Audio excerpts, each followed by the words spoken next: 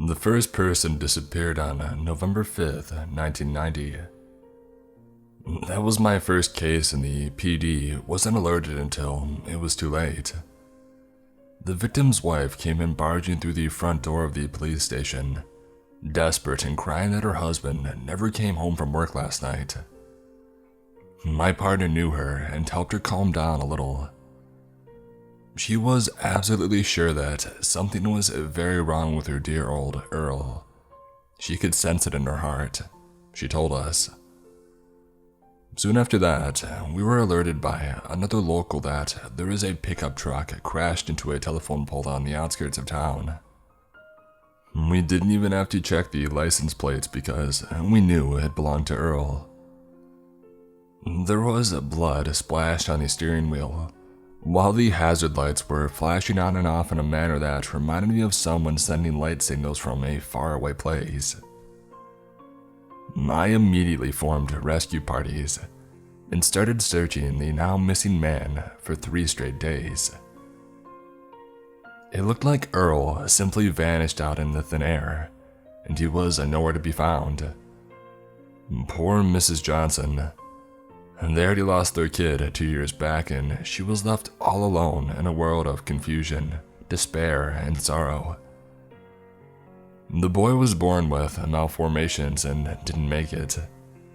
They cared for him, they nurtured him. They loved him so very much, but those things were simply not enough. He simply gave up living. He gave up the fight. Maybe he went to a better place. At least they gave him a name. Joey. I felt for her, I did. Earl never came home, and soon after that, things started getting really strange in town. More people started going missing. Some few years later, George, who was one of the best plumbers I've ever seen, disappeared one night. He was living alone at the time, and people said they saw him driving to the outskirts. His car was never found, and he never showed up again in town. People assumed he just moved away without letting anyone know. That maybe he just wanted a new life someplace else. Maybe he just wanted to start over. Again, no leads. 2 years passed by and everyone forgot about George. We all went down with our lives and our daily jobs and chores like nothing happened. Nobody seemed to connect the events at the time.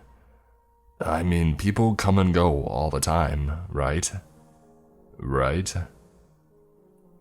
Some of the town folks said that they started hearing loud howls in the night, like a predator animal was either finishing up eating its prey, or maybe the hunt was getting started. We ignored those because we thought they were sounds made by the animals that lived in the forest or nearby the lake. I met Mrs. Johnson, or Emily, very late last night, and realized it was exactly 30 years ago that her husband went missing.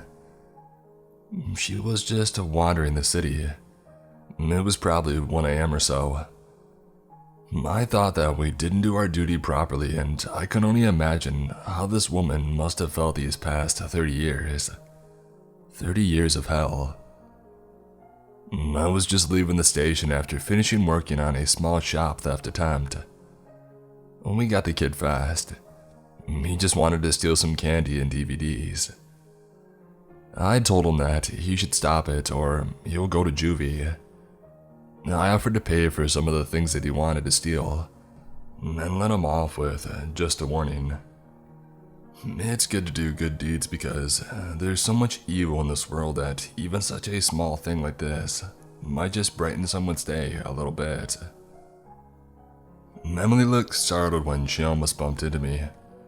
She was carrying a gas canister, which seemed odd at the time.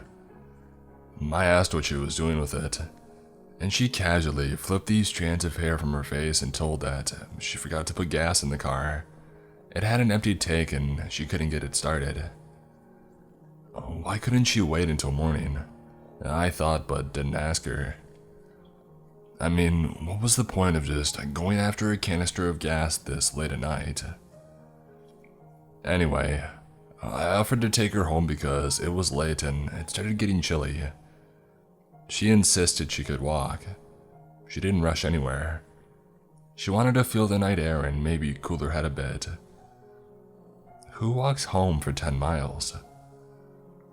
I told her that dangerous things are lurking in the night, even in a town as simple, small, and quiet as ours, and insisted to take her home.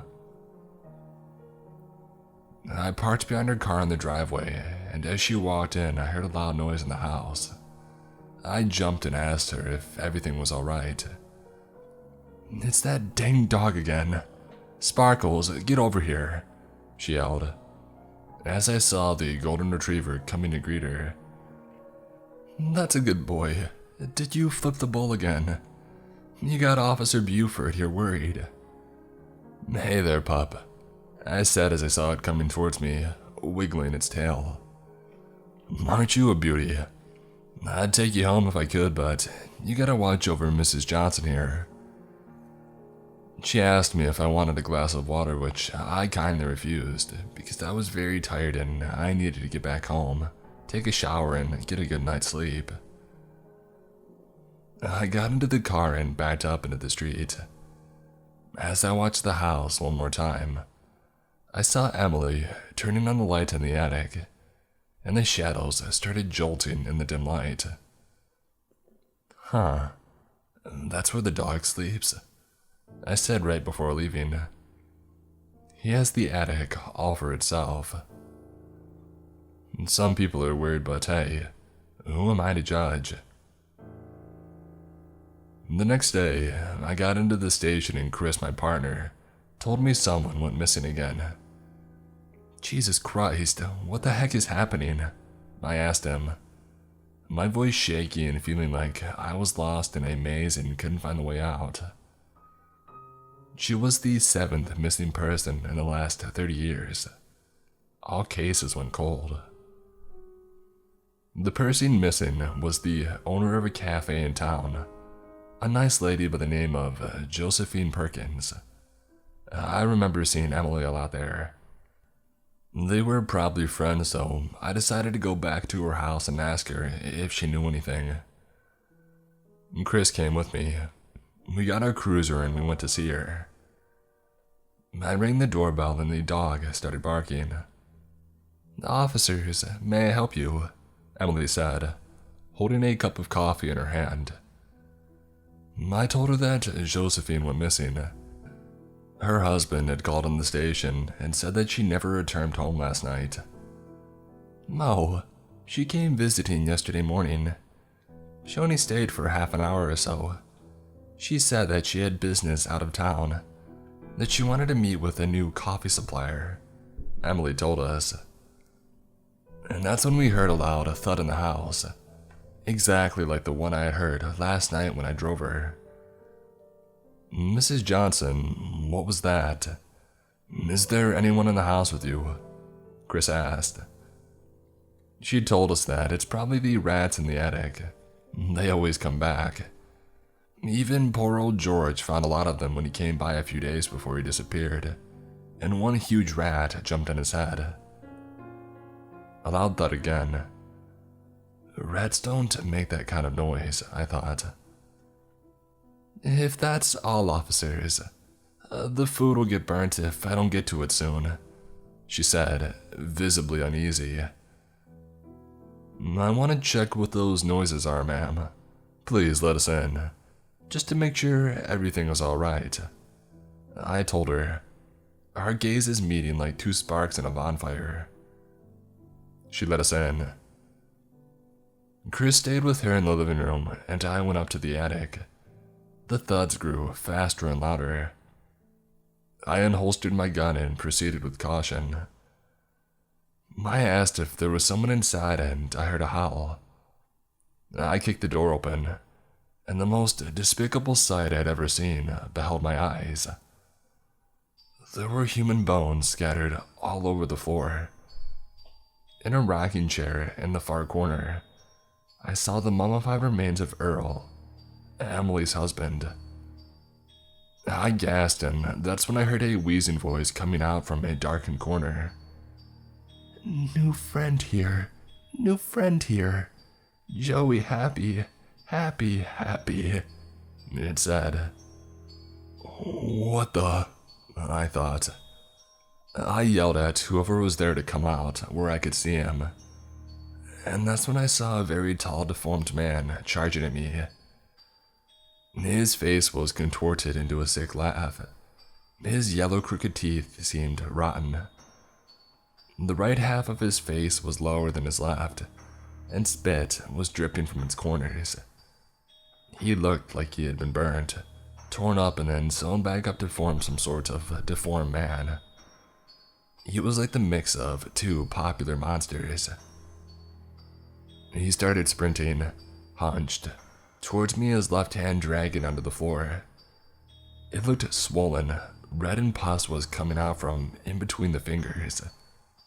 The sight was horrible. I heard Chris screaming, "Get off me!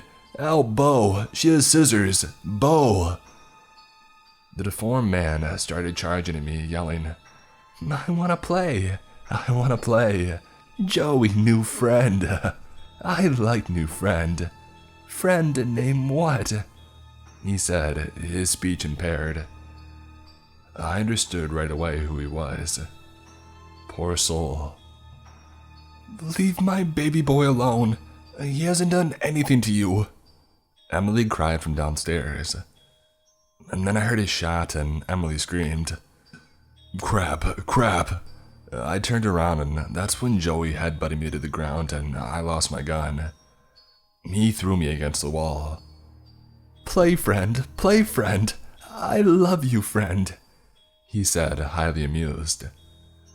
I stepped on some bones and immediately felt disgusted. Earl was looking at me, his teeth showing inside his lipless mouth, his eye sockets hollow, vacant, and dark. He had died from a blow to the head, the blunt force trauma being fatal. Downstairs, things calmed down. "I got her, Bo. I freaking got her. Are you alright?" he asked. "I'm here with my new friend, Chris. Can you come and say hello? Maybe show him your toy and what it does." I told him, hoping he would get the message. The deformed man started coming at me again, and stars filled my vision, and his left fist connected with my jaw. I felt blood and pus smearing my face, and then he started smacking my head against the floor, and I thought that was it. My last sight before I blacked out was that of this, I don't even know what to call him. Monster, victim, accident. What was he? "Toys, friend. Oh, me have toys too." He laughed and giggled as he took a femur in his hand and prepared to bash my head in with it. I closed my eyes and that's when I heard a gunshot, Emily's scream, and a body falling. "Bo, for hell's sake, man," Chris said. "You're a mess. What was that?" I told him everything, and we went downstairs where Emily was crying that we had hurt her kid. "You took away my baby boy from me. What has he ever done to you?" Chris had already cuffed her. We called the MEs and backup and took her down to the station. She told us that Joey didn't die and she wanted him hidden from the world. She couldn't bear the thought of kids making fun of him because of the way he looked and talked. So the decision was that he would be kept at home in the attic. One night when his father went inside to play, he bashed his head in with his bad fist. And then her mother faked the accident and she kept Earl home where Joya would speak to him from time to time. George had been killed when he heard the thuds from the attic while doing plumbing work, and I almost had an identical death to his. His car had been driven off into the lake by Emily so that she could cover her tracks. It turns out that Josephine Perkins, the owner of the coffee shop, was actually out of town for that meeting. She called her husband the next day from a payphone because She had lost her cell phone during her stay there. Call it luck if you want. 2 days from now, I'll adopt the dog. As for the other missing persons, the murder details are the same. Joy wanted some friends, but he took things way too far, and her caring mother vouched for him. This was something that shook me to the very core because I never saw anything like that ever before. It'll haunt me for the rest of my life. That poor kid didn't even know what he was doing. He just wanted a friend to play with.